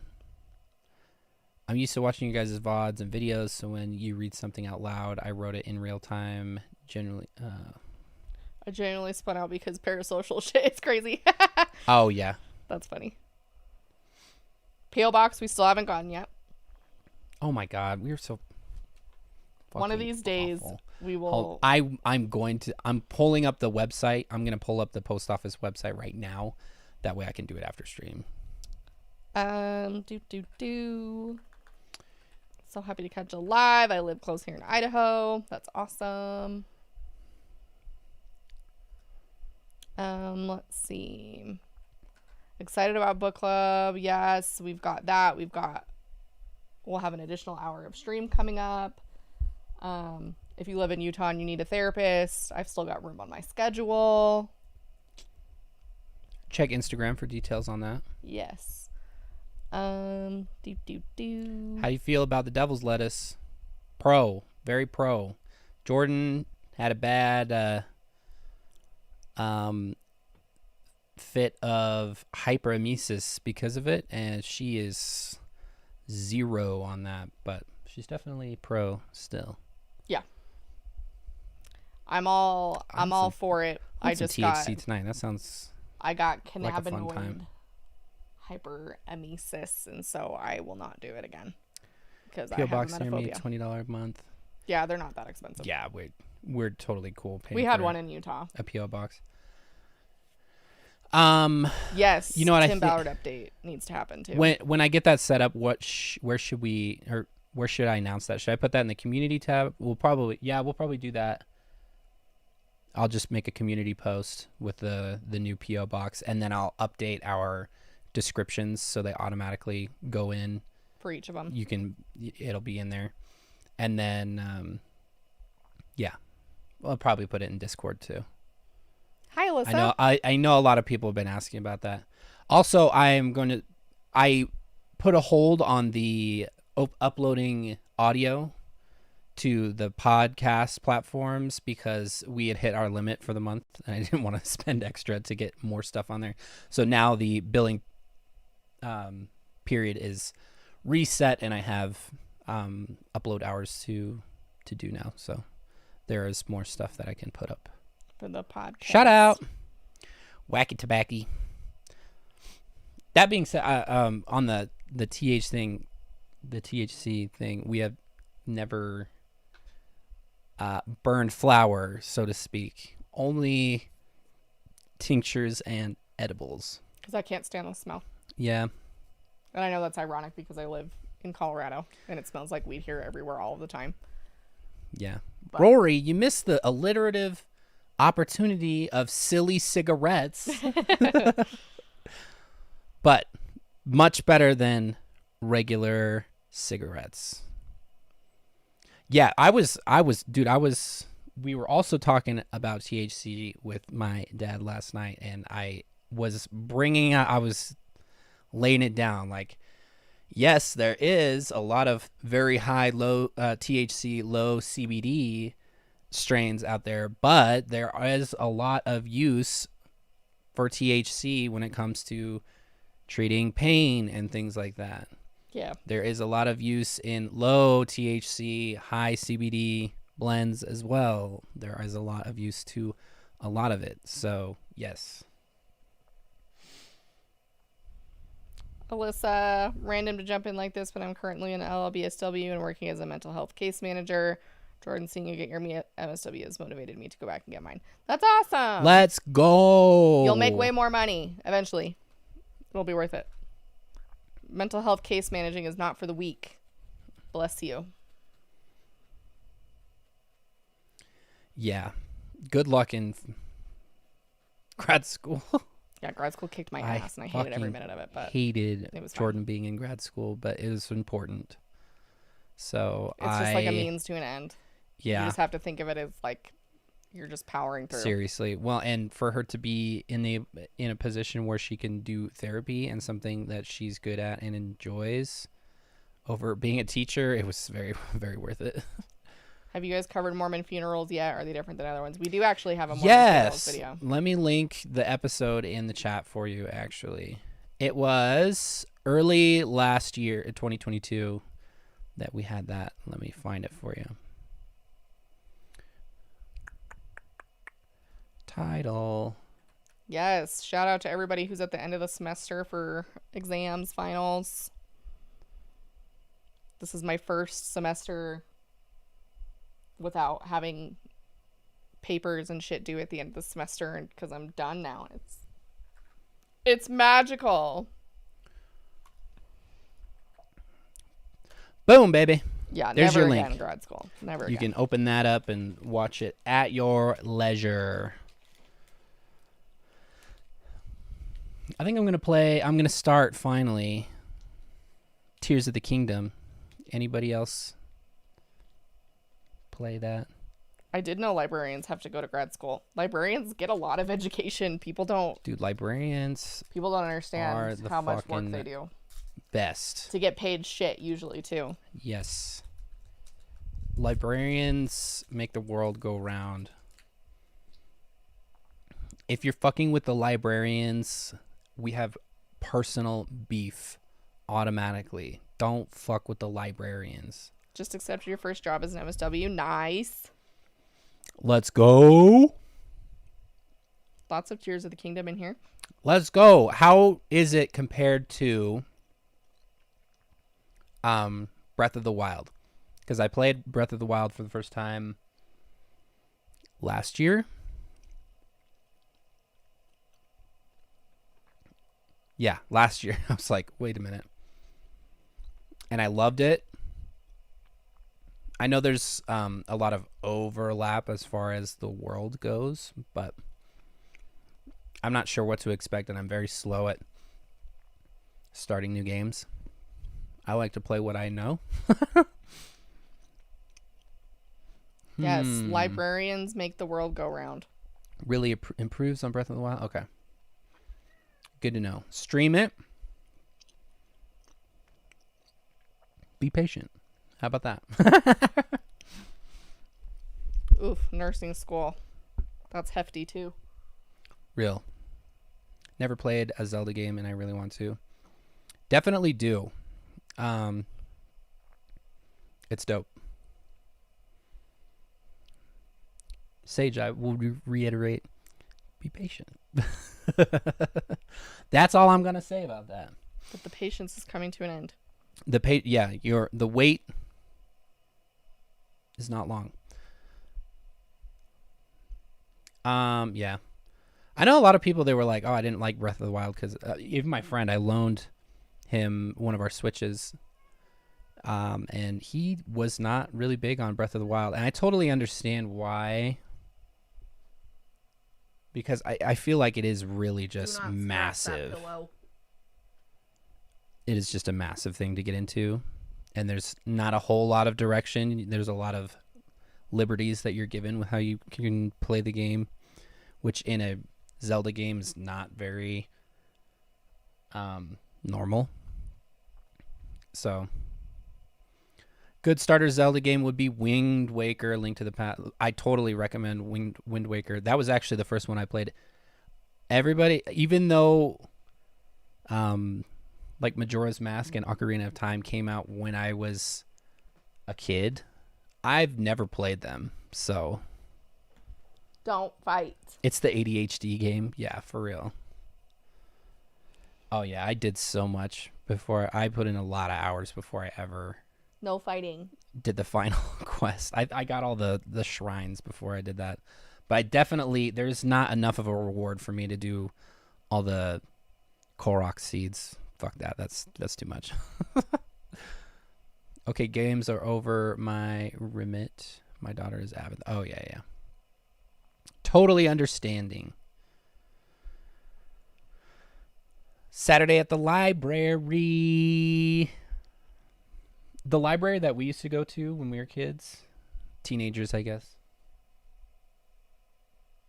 I don't remember when it opened. They just added they have a coffee shop in there now. I really want to go in. Which one did you go to? The Anything one. Oh, okay. Yeah. They have a coffee shop in there. Remember we were driving by the other day? I worked there when I was a I teenager. forgot that you did. Mm-hmm. That's a good time. Book girly through and through. The cats are fighting. Anyway, I think we're about... That's all we had. Oh, never mind. We are good. Can we talk fundies for a second because they are wilding right now? Dude, Jordan Bethany's has driving been... me nuts. Bethany is going... If I have to see her stupid O face on my timeline right one more time, I'm about damn ready to unsubscribe her from O face. Fundy Oh my Shop god, because dude. everything is sex related, and then she gets so butthurt when her followers are like, "This is kind of inappropriate." I'm like, "Yeah, Bethany, I don't want to hear about how David's thrilled to stuff you on Thanksgiving." Jordan, like, okay, Jordan, we're sex positive. My God, on this channel. I'm happy you're regardless getting yours, of who girl, it but is. I don't want to hear about it. again, the most critique that we have for Bethany is that she has not acknowledged the ways that she has contributed to the shame surrounding her faith and how it relates to sexuality. She is just flipped to the other side of the coin and is pretending like nothing ever happened. And Paul and Morgan are pregnant again, which is devastating to me. Yeah. Yep. As somebody who works in this field, like, I can't tell you, and I can't speak to Morgan's experience, but I can't tell you how, like, emotionally draining and overwhelming it can be to go into a second pregnancy after severe birth trauma without having done some extensive work in healing, whether that be therapy or medication, and some sustained time utilizing and healing from the trauma that you've experienced. Yeah. Like, there's plenty of women who go on to have very healing, like, second pregnancies and second births, and that's exactly what we would want. But there has to be, you know, work and time done in between, and who knows, maybe she is in therapy, but I'm inclined to think she's not. Yeah, obviously this is not our journey. And it wasn't that long ago that she talked about, I didn't watch their announcement video, but it wasn't that long ago that she talked about how she didn't know if she ever wanted more kids after that experience. And that's really soon to get pregnant again. Yeah. That is some rough shit. But that's the kind of expectation.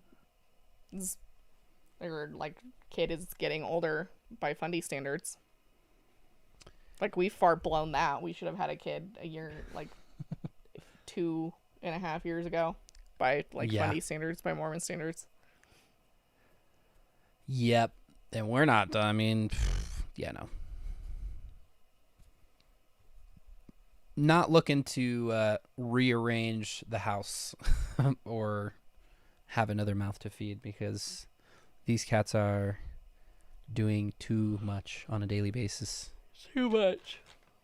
I had to get creative. I made a little extract of lemon that I could spray on the Christmas tree, because these assholes like to climb in it. We have a cat tree for them, but as soon as that Christmas tree comes out, they're like, "Is for me?" So I spray that on the Christmas tree to hopefully divert them, but apparently it is not potent enough because they always come back to it. So I ran out of that, and then I bought an orange so I could just put the orange peels in the tree. And apparently that was all they needed, because I haven't seen them near it ever since. I didn't even need to peel it or do anything like that. They just see that orange and they're like, nah. Mall? We can't do mall. Then, because mall already has connotations, we're assuming we're talking about the Sith from Star Wars. But, you know. McKay used the lemon. Yeah. Oh my God, Sage, with the deep cut there. Sheesh. That's funny. Yes, I used the lemon. The reason being, my brother lives in California, and my mom brought some from their lemon tree, and she was probably going to just throw them out anyway. So I was like, "Hey, give them to me. I need them for these freaking cats. They're being assholes." Yeah, it works. Yeah, it does work. In the moment, they get away from it. And I did it last year, too, and it worked really well. Yeah. I don't think that these lemons were potent enough, really. Our cats' names are Thomas and Baloney. Trisha is pregnant again. Yep. Another unfortunate one. Trisha. I heard she's naming it Elvis, no matter the gender. Which is better than Malibu Barbie, I feel like. That is abuse, in my opinion. I'm a Trisha hater. You're just setting your kid up to get bullied in that situation. Oh, 100%. That den of sin? Real talk. I'm afraid Paul and Morgan are going to accost people at the mall when she's showing and grill them about abortion. For real. I would not be surprised. For real. If I ever People saw like those that, I two in swear, public, people I like would that run so far the other way. are champing at the bit to use their kids to create content, even before birth. Essential oils because they last long. That's probably a better idea, honestly. I don't think we have any lemon ones, do we? Oh, I do. You do, yeah. I do because I use it to demonstrate for my clients for panic attacks. Rory was like, I absolutely believe that wholeheartedly based on absolutely nothing. Elvis.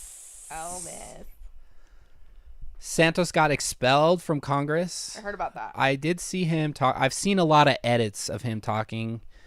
Usually they're editing in like RuPaul and little clips from the show. The most recent one I saw was RuPaul going sashay away, and he like says his little piece and storms off. It was pretty great. Essential oils are bad for cats, apparently. I think I knew that. That's why I don't use my diffuser when they're in there. Yes, we did mention that Kevin filed for divorce. We're going to do a little recap. 8-pass recap on Tuesday.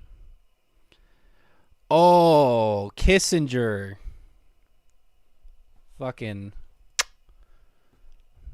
That was God's gift for Christmas, baby.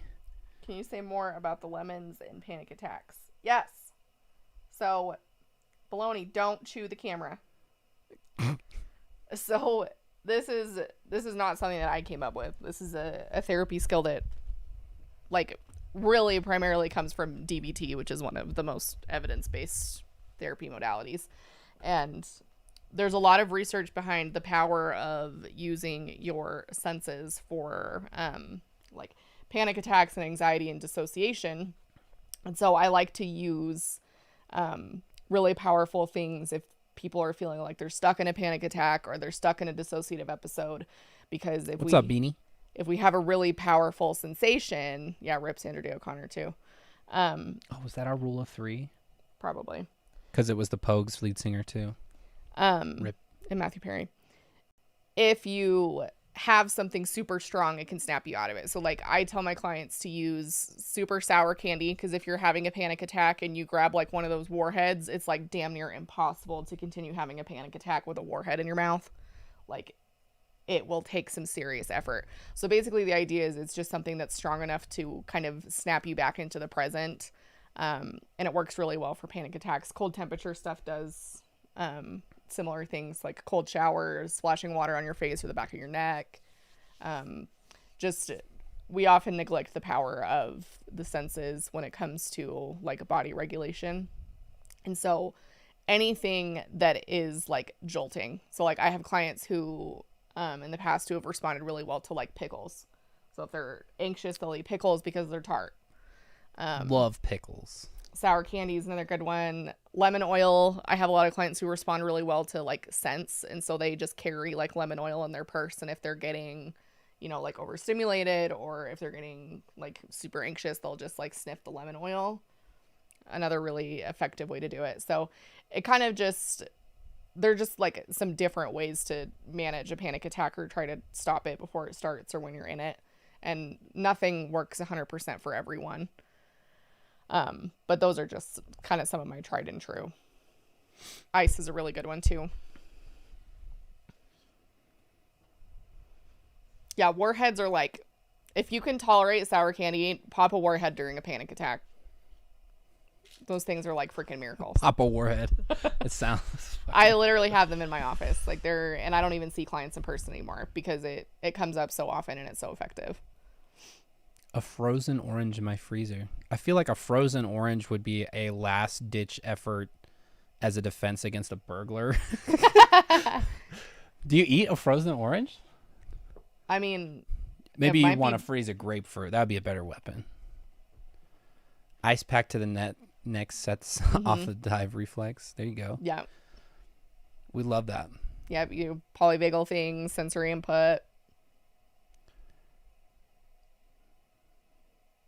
Yeah, I like to keep things creative because sometimes the run-of-the-mill, like, cognitive behavioral stuff that works really well sometimes just isn't enough, like during really severe or like overwhelming or overstimulating panic attacks.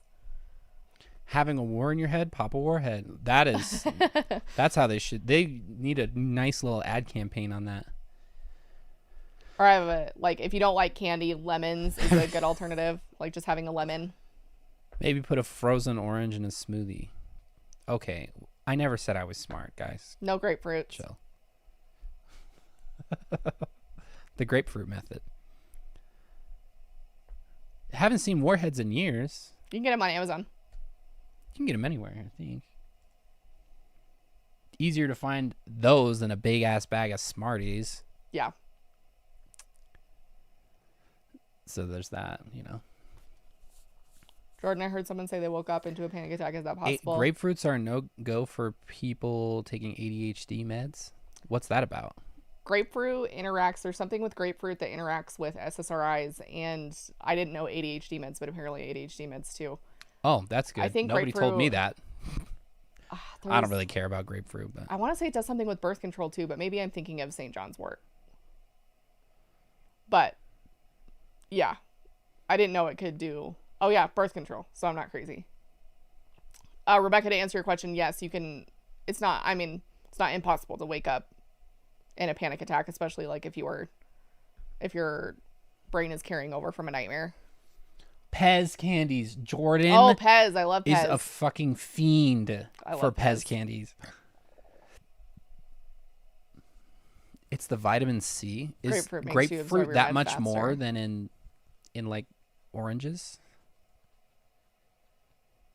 That's I said crazy. Sent it on Instagram DM. Okay. When life gives you lemons. Boo, doo, doo, doo. Lemonade. Yeah. Like there's no right or wrong. Whatever works for you. Like I tell clients all the time, it's an experiment. Like you're going to have to experiment because some clients try things and they're like, not a fan. Maybe even like really spicy. Do you think that would Spicy help? could do it. Yeah. Like we're talking about temperature, heat. And if your Yeah. mouth is on fire, that is a good distraction.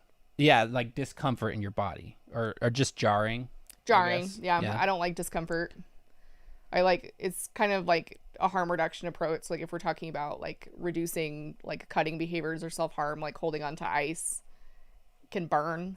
I don't like that as a long-term solution because it can still cause pain, but that's like another example. I am not like legally blind without my glasses, but if I drove without my glasses, I would kill someone. That's like the best way I could describe it. Yeah, you drove without your glasses one time. I was like, are you fucking kidding me? When was that? It was a long time ago. Oh, I think that's when my prescription wasn't as bad. I was younger. Maybe. Because I would definitely not do that now.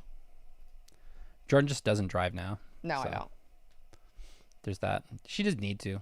I drive everywhere. I like driving. Grapefruit juice may increase blood levels of certain medications such as levonorgestrel. So says drugs.com.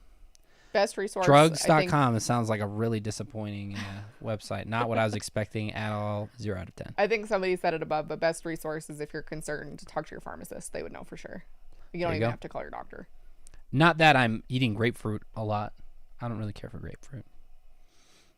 Yeah, so maybe don't mess around with grapefruit if you're on birth control. Jordan is a passenger princess. Yeah, for real. I scare myself if I drive now. Because I tried avoiding driving when I was pregnant, and then I didn't drive when COVID was going on because we weren't going anywhere. And then for the first few years of our child's life, COVID was going on, and so we didn't go anywhere. So like the amount of driving I have to do is like slim to none. Hell yeah. My ovaries are doing better. Sometimes I just know that stuff is bursting. Oh, Jordan. I have to out Jordan. What? You may know Jordan as our bisexual queen, but Jordan is officially out as a Swiftie. Oh, I was like, where Yeah. is this going? Where is this going? Jordan is a full-fledged Swiftie now, so if you also are a big fan of Taylor Swift, you can count Jordan among you now. I just didn't listen to her after she left. Like, I listened to her when she was a country singer, back when I listened to country when I was in, like, middle school. And then I stopped listening to her. And then now that I see her shit everywhere, and I was like, you know what? I'm just going to start listening to her stuff again, because, like, some of the stuff that I was reading, I was like, damn, she really is a lyrical genius, isn't she? Peasant passengers. Anyway, we have strayed so far from the topic and the light of God. So I think we're going to come to a close. Speaking of the librarian thing, I saw on TikTok last night or the night before that a librarian had put together a Taylor Swift book display of books that like match the vibe of each of the songs. And I was like, damn, these librarians out here. Every song? No, like just okay. the album. Oh, okay. Like, you know, Reputation. Just kind of like going through like all of her. The title tracks. Yeah. Gotcha. So I was like, that is just genius. Hell yeah. And she's hot as hell, so I mean, come on. You really are the bisexual Swiftie. I mean, she is. And I'm here for her Travis era right now. Like, they are endgame for me. All Too Well 10-minute version ended me. That was an experience. It's her bridges. I'm always a fan of artists who can just like smack you across the fucking face with a like solid bridge, and she nails that every time. Which is good to hear, because I heard Anti-Hero on the radio today. I was like, this first verse is just... The chorus is doing a lot of carrying, because the chorus slaps, but the verse, man, is weak. Very weak. I like how mad it makes football fans. Dude, absolutely. It is so funny. Like, I don't particularly like Taylor Swift necessarily. I understand that there's absolutely a reason why she's popular. And a lot of it is because she connects with her fans on relatable topics. There's nothing relatable that I have with Taylor Swift. So I'm not the target audience, and that's okay. She's got some bangers. But oh my God, these men that are just like so pressed about this thing. Like, I saw somebody... It's so funny. I saw somebody say the other day, this is the first time that a man has ever experienced like being asked about his dating life over his profession and accomplishments. Yup. And I'm like, that is totally spot on, because that's all it is for him right now. And he's a great football player. Like, I grew up watching football. I'm a Broncos fan. Like, I vibe with football. Like and so football. I know he's really good, and I know he's phenomenal, and I know he's already broken records and shit, and he's still really young, like football career wise.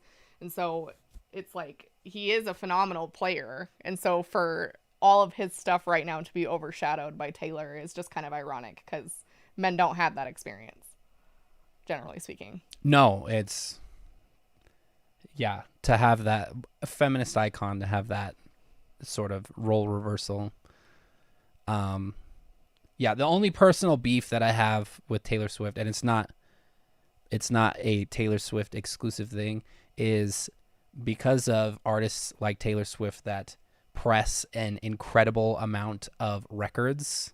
Oh yeah, that's your it beef. means that all of my shit arrives late when I pre-order stuff. So yeah, Dolly was looking hella good. If I can wear holy shit, a freaking Dallas Cowboy or whatever, I can't remember who she was. God gave us two gifts. Cheerleader uniform at 77. Yeah, Dolly, and he sent Kissinger to the fucking grave. I'm going back to church. Dolly is just... she's the sweetest human. I read something the other day that said that she communicates with people like via fax machine. Like, I think it was Miley Cyrus that said if they wanted to collaborate on the song, she had to send her a fax. That's hilarious. Which is like, you know, Baloney, what are you doing? He's knocking shit off the... He's knocking off the desk. Okay.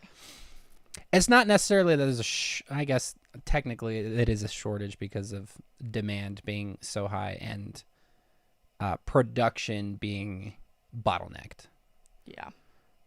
So there's that. But yeah, all these old artists like repressing their shit all of a sudden out of nowhere. Buddy, I'm just trying to get my cool stuff. I went ape shit on Black Friday deals for records. I did the same with books. So we Yeah. both have a problem. We both have a problem. We both collect expensive physical media. Oh my gosh. Yeah. Oh no, they're gonna Prayers fight. up for fucking Anthony Bourdain missing the Kissinger spectacle. Everybody, I don't think anybody wanted that guy dead as much as Anthony Bourdain. Tom.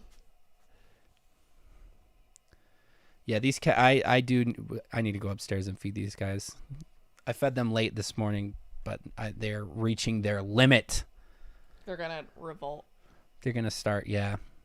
They're gonna start taking up arms against us, and they're gonna organize. We're gonna be in trouble. Yeah, it's gonna be bad. So reminder: download Fable. Get on there so you can join our book club, so we can vibe and have fun and chat and get to know you. Reading a fantasy, romantasy. Starts today, right? Starts today. Starts today until December 31st, and then we will do a new book. Yep. Do it at your leisure. Go at your own pace. You know, no pressure. If you want to read along with us and you don't want to interact, there's no obligation. It's free. It's there if you want it. Genius. Athena, can you share where the photo you saw was taken? Well, I doubt it was. I need to know if you saw mine. Oh, I'll have to go back and look. What photo? The Taylor Swift display. It came up in the Taylor Swift Reddit sub. Have you ever posted it in there? The subreddit. Did somebody else post it, or was it somebody saying, look at this that I did at my library? I don't remember. What book are we reading? Let me remind. A Dawn of Onyx. A Dawn of Onyx, yep.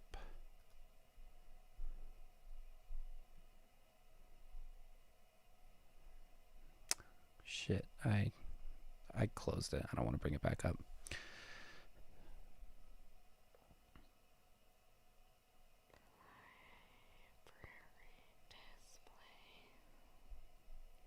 Also, Hall & Oates beefing. I saw that.